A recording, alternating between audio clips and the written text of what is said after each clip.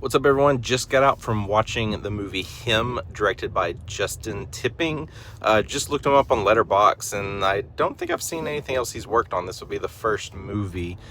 So this is produced by Jordan Peele, and if you've seen the trailer, I mean, they definitely want to make sure you know that. So this is a sports-themed horror movie, really centralized around football. This follows a young player who basically idolizes another player like through his whole childhood life.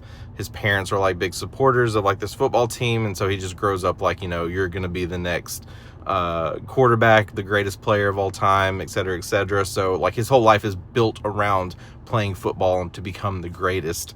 And so he gets in this position where the eyes are on him. He gets wrapped up in this world where he gets to be a part of this player that he idolizes, that was played by Marlon Wayans, and basically just sent off to the desert into this intense boot camp where things just kind of go a bit crazy. So look, there's so much of this that, you know, we've seen before. Like, it's gonna bring up other movies, and like, it's, you can definitely see where it's taking its inspiration from. I think visually, and a lot of things that they were doing with this movie from a filmmaker's perspective, or someone that enjoys the filmmaking process, is quite fascinating.